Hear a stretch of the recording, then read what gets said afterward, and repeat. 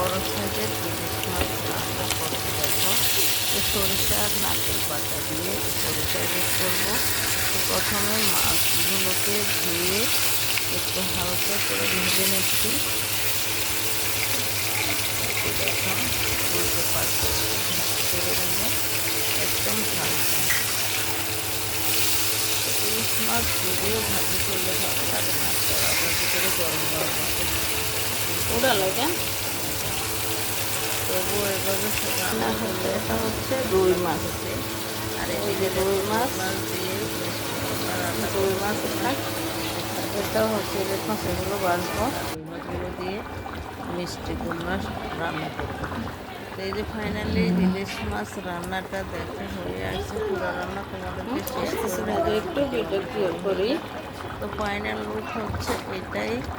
কিছুক্ষণ পরে এটা নামিয়ে নেব। কেমন লাগলো তোমাদের কাছে জানাবো কমেন্টে। ধন্যবাদ।